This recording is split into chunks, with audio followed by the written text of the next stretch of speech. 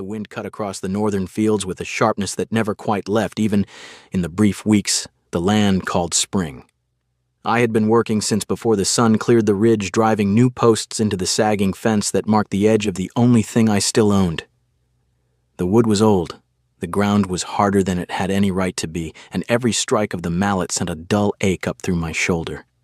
This stretch of border had been bleeding people for years. After the last war, most families packed what they could carry and headed south toward the river valleys where the soil was kinder and the nights did not bite so deep. Those who stayed did so because they had nowhere else or because they were too stubborn to admit the land had already won. I told myself I stayed for the farm. That was easier than saying the truth out loud. 3 winters ago, the fever had taken both my parents inside the same month. The house still smelled faintly of the herbs my mother used to hang from the beams. The field still remembered the way my father's plow had cut them. Leaving would have felt like erasing them twice. So I stayed. I mended what broke, planted what the thin soil would accept, and learned to live with the silence that filled the rooms once darkness fell. The village women did not care for silence. Every time I brought the cart to market, they found me. Old hands would pat my arm or press a warm loaf into my hands while their eyes judged the state of my coat and the length of my beard. "A man needs a wife," they would say, not unkindly. "A house without a woman in it turns sour." I would nod, thank them for the bread, and drive home before they could start naming daughters or nieces. I did not have the heart to tell them I had already buried the part of me that once imagined sharing a table with someone. There was always another fence to fix, another leak in the roof, another wolf testing the sheep pen at 3 a.m. A wife would have needed time I did not have and hope I no longer carried. That evening, the light was already sliding toward the hills when I heard the wheels. I straightened, wiping sweat from my eyes with the back of my wrist. The sound was wrong for the usual traders, too slow, too heavy. A single cart, old by the creak of its axles, was coming up the track from the south road. The horse pulling it was a thick-shouldered draft animal, the kind orcs favored for mountain work. I set the mallet down and waited. The cart rolled to a stop just outside the gate. An older orc climbed down first, moving with the careful stiffness of someone whose joints had seen too many winters. His hair was streaked with gray and pulled back in a simple braid. He wore a patched leather coat and carried no weapon I could see. He turned, reached up, and helped another figure step down from the cart bed. She was younger, taller than most human women, but leaner than the orc warriors I had glimpsed from a distance during the war. Her skin was a pale, cool green that caught the last of the daylight. A worn brown cloak hung from her shoulders, and the boots on her feet were cracked along the seams. Long black hair had been tied back loosely, though strands had escaped and framed a face that looked as though it had forgotten how to expect kindness. Her eyes, when she lifted them, were the color of dark honey. The old orc looked straight at me across the fence. "Alden," he said. His voice was low and rough from disuse. "I heard you need a wife." The name landed between us like a stone dropped in still water. I had not heard anyone speak it out loud in months. For a moment I could only stare. The old orc did not smile. He simply waited, one hand still resting on the girl's elbow as though she might vanish if he let go. I found my voice. "You heard wrong," he shook his head once. "The women in the market talk. They say the farm is too much for one man. They say the house is empty and the winters are long." He glanced at the girl beside him. "This is my daughter. Her name is Myla." Myla kept her eyes on the ground. Her fingers tightened on the edge of her cloak until the knuckles showed pale against the green of her skin. She did not speak. The old orc continued as though the words cost him something. "Our people are scattered now. The clans that survived the war have little left to share. A daughter without a strong house behind her becomes a thing to be traded. I will not see that happen to her." I looked from him to the girl. She was trembling, though whether from cold or fear I could not tell. The wind moved through the dry grass around us and carried the faint smell of wood smoke from some distant hearth. "You came all this way to offer your daughter to a stranger," I said. "I came because the stranger still has land," the old orc answered, "and because the women in the market said you are not cruel." Myla finally raised her head. Her voice, when it came, was barely louder than the wind. "I heard you need a wife." The words were so quiet I almost missed them. She spoke them as though she had practiced the sentence many times and still found it difficult to let it leave her mouth. Her eyes met mine for only a second before dropping again. I felt something shift in my chest, an old, unused muscle waking up against its will. "If you go back," I said to her, "what happens?" She was silent for a long moment. Then she answered without looking up. "They will sell me to the first house that offers enough grain to feed what is left of our people. I would rather freeze on the road than belong to a man who sees me only as payment." The old orc lowered his head. He did not argue with her. That told me more than any explanation could have. I looked past them at the house behind me. The windows were dark. The chimney stood cold. Inside were 3 rooms that had grown too large for one person and a silence that had started to feel like company. I thought of the village women and their well-meaning warnings. I thought of the wolves that would test the fence again before spring was done. I thought of the grave markers behind the barn and the way the land still remembered my father's hands. The girl stood very still, waiting for the word that would send her back into the dark. I opened the gate. "Then stay here with me," I said. The old orc let out a breath that might have been relief or sorrow. Maella did not move at first. She looked at me as though she had not understood the words. Then, slowly, she stepped through the gate and onto the hard-packed earth of the yard. Her boots left small prints in the dust. I did not know what I had just done. I only knew that turning her away would have felt like closing the door on something I was not ready to name. The old orc climbed back onto the cart without another word. He turned the horse and drove away down the track, the wheels creaking into the gathering dusk until the sound faded and there was only the wind again. Maella stood beside me in the yard, her cloak pulled tight around her thin frame. She did not thank me. She did not ask what came next. She simply waited, the way someone waits when they have learned that hope is a thing that must be earned one small mercy at a time. I picked up the mallet from where I had left it and nodded toward the house. "Come inside," I said. "It will be cold tonight." She followed without speaking. Behind us, the gate swung shut on its own, the sound small and final in the empty fields. The first days were the strangest. She moved through the house like a shadow that had learned how to be careful. I would turn around and find her already there, standing just far enough away that she would not startle me, yet close enough that I could feel her presence in the room. She never raised her voice above a murmur. Every request came wrapped in the same quiet words. "May I take water from the well? May I use the knife to cut the bread? May I touch the tools in the barn?" At first I told her she did not need to ask. Then I realized she asked because she had been taught that asking was safer than assuming. So I stopped correcting her and simply answered each time, "Yes." She slept in the small room that had once been my mother's sewing space. I gave her the only spare blanket and the old straw mattress I had been meaning to replace for 2 years. She thanked me so softly I almost missed it. That night I lay awake listening to the silence on the other side of the wall and wondered what I had done. On the 3rd morning I woke to the sound of the stable door being opened. I went outside and found her already inside, pitchfork in hand, mucking out the stalls with steady, practiced movements. The horses, which had always been nervous around strangers, stood quietly and let her work. By the time the sun was fully up, the stable smelled of clean straw and fresh water instead of old manure. I leaned against the doorframe and watched her for a moment. "You did not have to do that," I said. She paused, the pitchfork still in her hands. "The horses were uncomfortable. I could hear them shifting all night." "You know how to handle them." Maella nodded once. "In the mountains, every woman learns. If you cannot work, you are a burden. A burden does not eat." She said it without self-pity, the way someone states a fact they have accepted long ago. Then she went back to spreading fresh straw. Over the next week, the house began to change in small, quiet ways I had not noticed were missing. The grain sacks in the storage shed were no longer scattered, but stacked in neat rows with the oldest ones in front. The kitchen table stayed clear. My torn cloak, which I had left hanging on a nail for months, appeared one evening draped over the back of a chair with the rip carefully stitched closed using dark thread. I picked it up and turned it over in my hands. "You fixed this," I said. She was at the stove, stirring a pot of thin stew. "It was only a tear." "Where did you learn to sew like that?" Maella kept stirring. "The same place every orc woman learns, by watching what happens to the ones who never learn." I did not push further that night. The village noticed before I did. It started with glances at the market. Then came the whispers that followed me down the narrow lanes between stalls.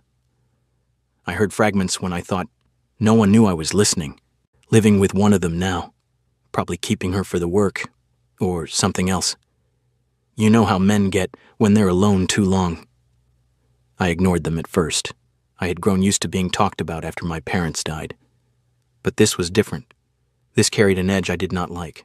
One afternoon, Mila returned from the market later than usual. She carried the small sack of salt I had asked her to buy, but her shoulders were drawn tight, and her eyes were red at the edges. She set the salt on the table without meeting my gaze. "Did something happen?" I asked. "No." "Mila." She shook her head once, the movement small and final. Then she went outside to the well to wash her hands. She stayed there a long time. That night, after the fire had burned low, I stepped outside to check the latch on the barn. The moon was thin, and the air carried the first real bite of coming frost. I heard the sound before I saw her. She was sitting on the low stone wall beside the well, knees pulled up, cloak wrapped tight around her body.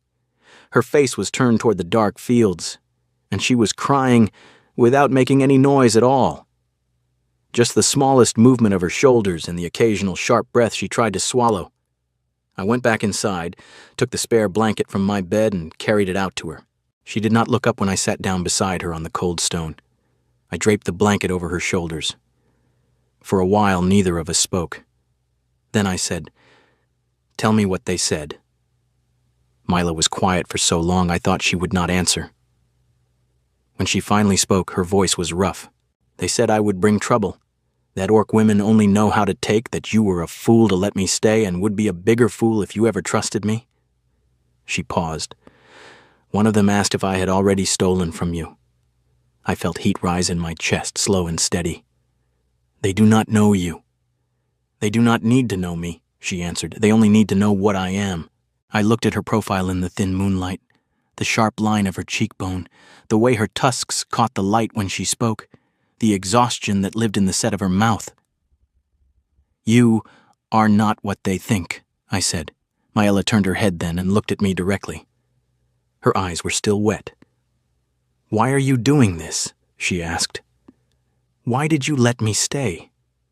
Why do you let me work in your house and sleep under your roof when every person in that village thinks you have lost your mind?" I had no ready answer. The truth was, I still did not fully understand it myself. I only knew that sending her away that first evening had never been a real choice, once I saw her standing there with her cracked boots and her quiet voice. "I do not know," I said honestly.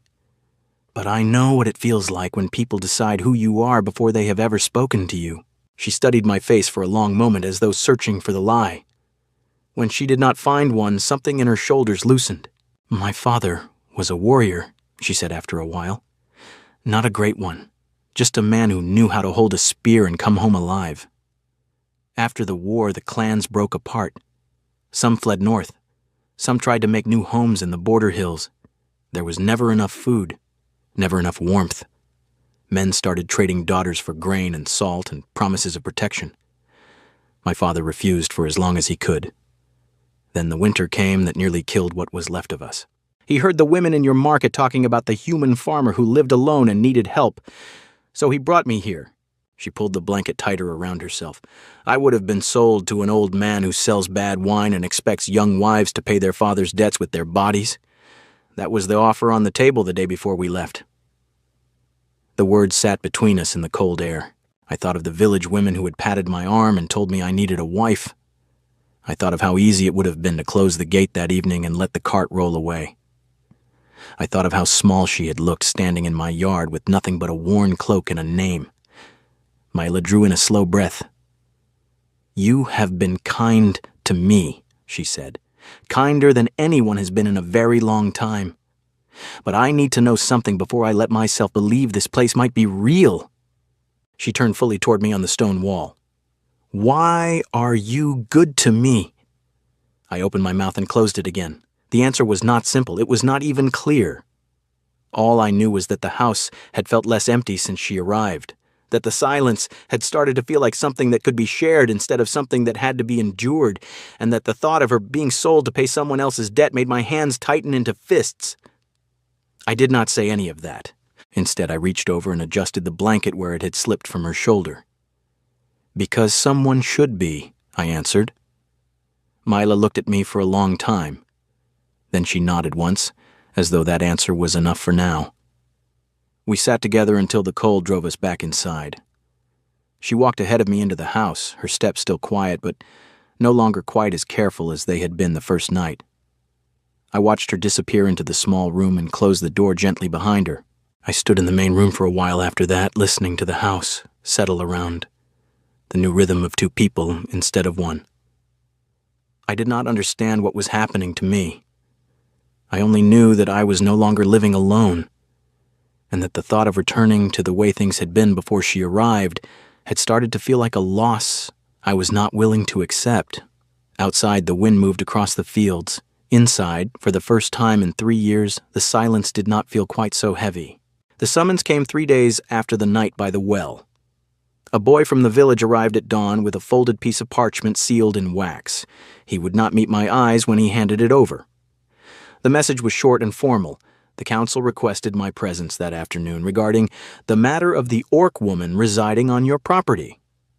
No signature, just the stamp of the village seal. I read it twice before folding it and putting it in my pocket.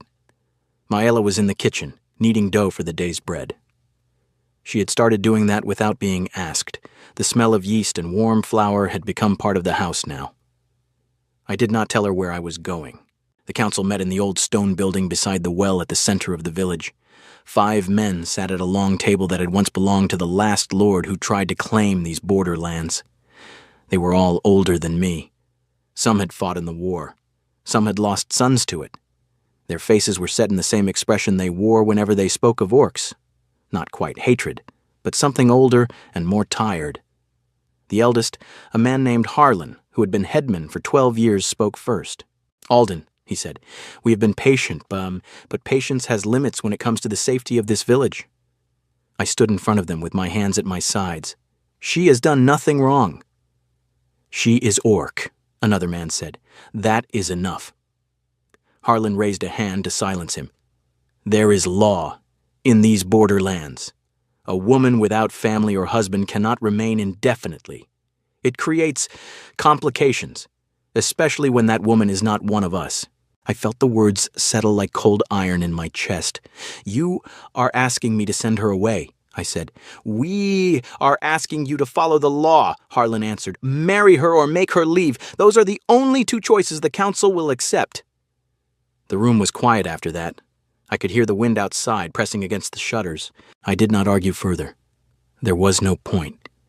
I had seen what happened to men who defied the council on matters like this. They lost their standing, their trade, sometimes their land. I had already lost too much to risk the farm. When I returned home, the light was already fading. Maela was lighting the lamp in the main room. She turned when I stepped inside, and something in my face must have told her the meeting had not gone well. She set the lamp down carefully. "What did they say?" she asked. I told her. I did not soften the words. She deserved to hear them plainly. Mila listened without interrupting. When I finished, she nodded once, as though she had expected this from the beginning. "I will leave in the morning," she said. The sentence was so calm it took me a moment to understand it. "No," I said. She walked past me toward the small room where she kept her few belongings. "If I stay, they will make trouble for you. They already watch the farm, they already speak about you in the market. I will not be the reason you lose everything. Mila." She did not stop. She opened the door to her room and pulled the old traveling cloak from the peg on the wall, the same cloak she had worn the night she arrived. Something inside me broke open.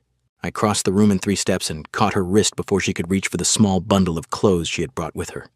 Not hard, but firm enough that she froze. She looked at my hand on her wrist, then at my face.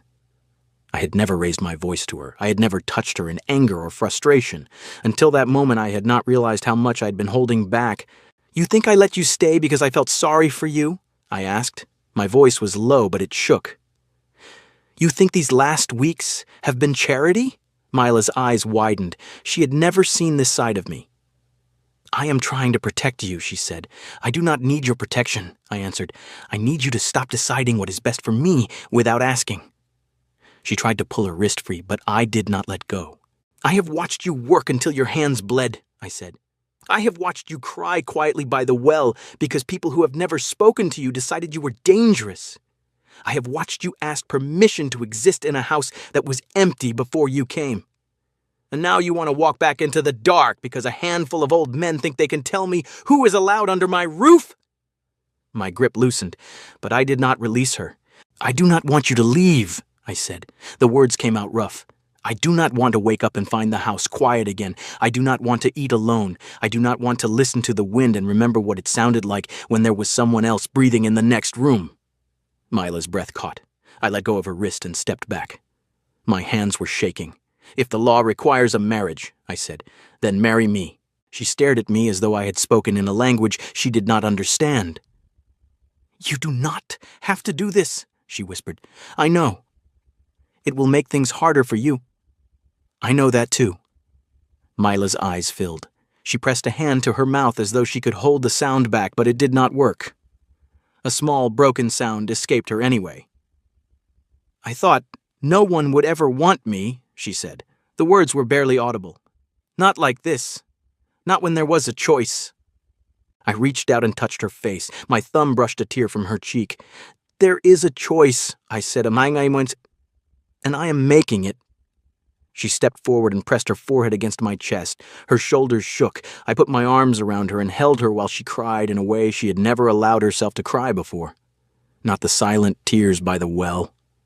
These were the kind that came from a place that had been waiting too long to be seen. We stood there until the lamp burned low and the room grew dim. A week later, we stood in the small stone temple at the edge of the village. The priest was an old man who had married my parents and buried them. He asked no questions when I brought Myla to him. He simply nodded and performed the rite. There was no feast, no music, no crowd of well-wishers. Only 3 people from the village who had decided the council did not speak for everyone.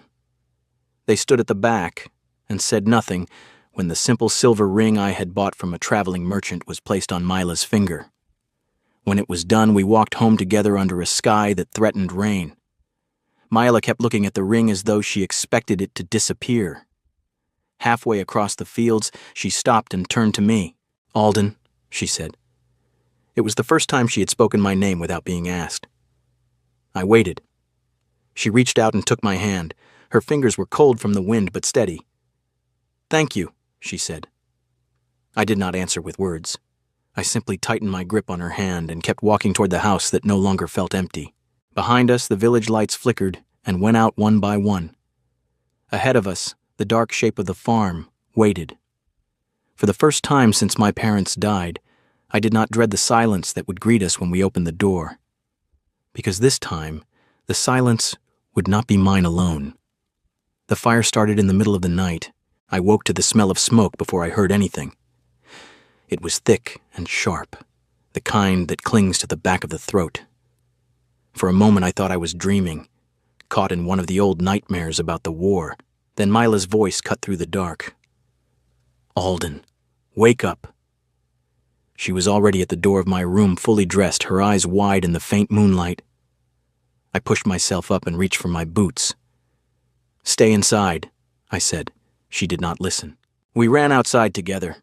The eastern stable was already burning. Orange light licked up the old wooden walls and smoke poured from the roof. The horses were screaming inside. I did not think. I grabbed the water buckets by the well and ran. Myla was faster. She reached the stable first and threw open the doors. Heat slammed into us both. She went in without hesitation, leading the terrified horses out one by one while I threw water on the flames. My arms burned from the effort. The smoke made my eyes water until I could barely see. A loud crack split the air. Crack. I looked up just in time to see a burning beam break loose from the roof. It was falling straight toward me. I tried to move, but my foot caught on something in the chaos. The beam came down. Then something slammed into me from the side. Myla's body hit mine hard. We both went down into the mud and wet straw. The beam crashed where I had been standing a second earlier, sending sparks and burning wood flying. Pain flared across her shoulder and arm where the edge had caught her. I smelled burned cloth and skin. "Maela." "I am fine," she said through gritted teeth. She was already pushing herself up. "The horses! Get the last one." We worked until the fire was nothing but smoldering ruins and the sky began to turn gray. By the time the sun rose, the eastern stable was gone. Only blackened posts and the bitter smell of wet ash remained. Maela sat on the ground beside me, breathing hard. Her left sleeve was torn, and the skin beneath it was angry and blistered. She had not said a word about the pain. I reached for her arm. She pulled it away. "It is nothing," she said. "It is not nothing." She looked at the ruins. Her face was streaked with soot and something worse. "Defeat. They will never stop," she said quietly. "As long as I am here, they will keep coming. First the whispers, now this. Next time it will be the house, or you." I felt something cold settle in my chest. "This was not an accident," I said. She turned to look at me. I had seen the way the fire spread too quickly, too evenly along the back wall. Someone had poured something. Someone had wanted it to catch fast. "I will find out who did this," I said. Maela shook her head. "It does not matter who. What matters is that they will keep doing it until I am gone. I should have left weeks ago." "No. Alden. No." My voice came out harder than I intended. "You are not leaving because someone tried to burn us out. That is exactly what they want." She looked at me for a long moment. Then she stood up slowly, wincing as the burned skin pulled. "I am tired," she said. "Tired of being the reason your life gets harder. Tired of watching you lose things because of me." I stood with her. "Then stop watching," I said. "Help me build it back." We started that same morning. There was no money to hire help. The wood we had stored for winter repairs would have to be enough. We worked in silence at first, clearing the wreckage, sorting what could be salvaged. Maela's burned arm slowed her down, but she refused to rest. Every time I told her to stop, she simply picked up another plank. On the second day, something changed. Old Thomas, the blacksmith's father, came walking up the track with a bundle of nails in his hands. He set them down near the work without a word, and left again. The next morning, a stack of decent planks appeared beside the barn. No note, no explanation.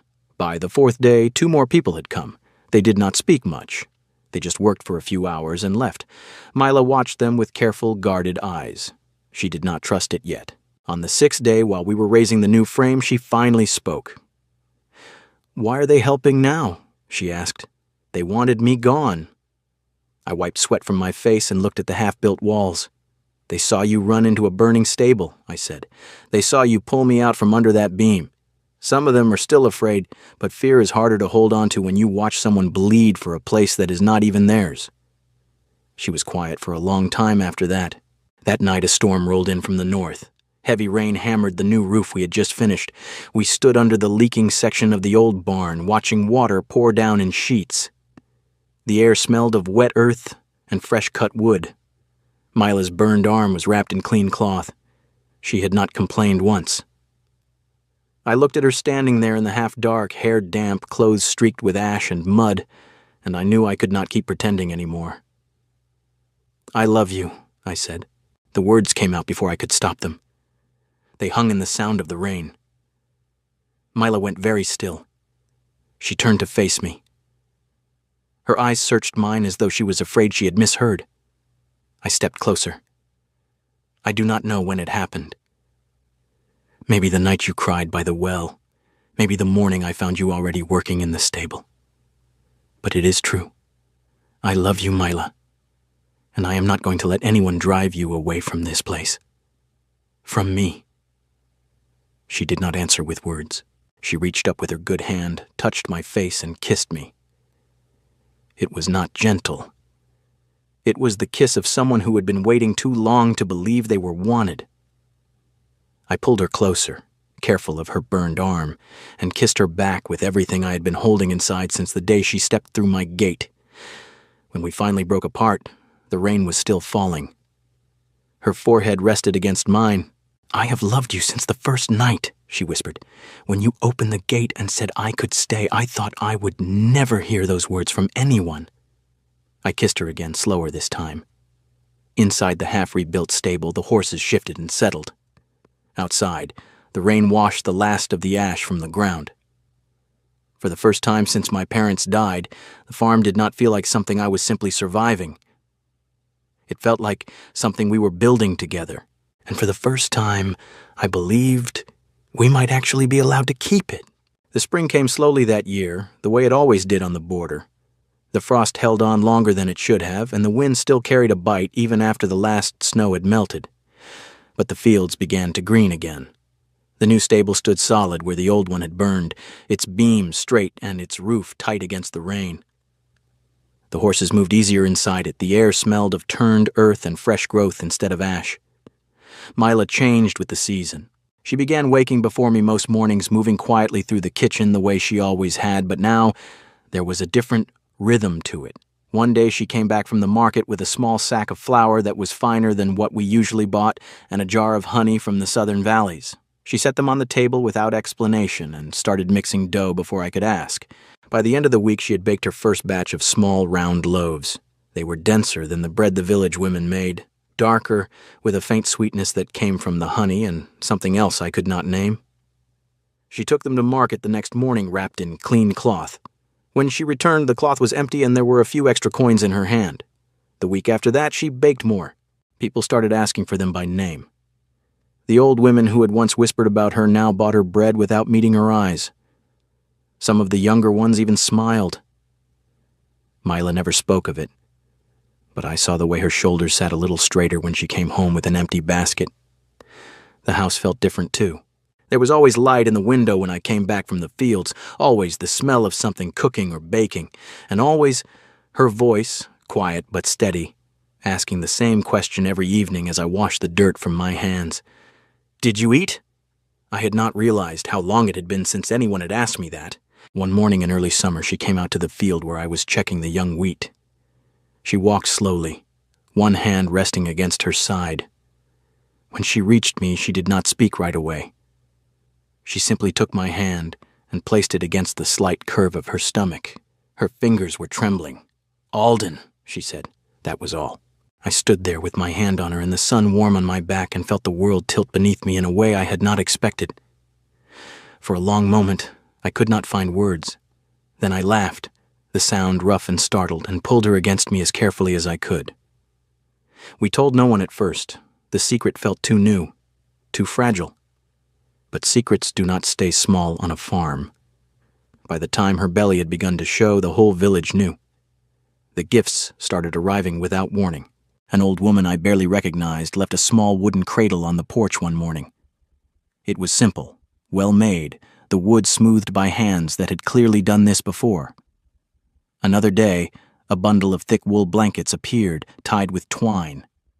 Even Harlan, the headman who had once demanded I send her away, sent a boy with a short note and a length of good linen.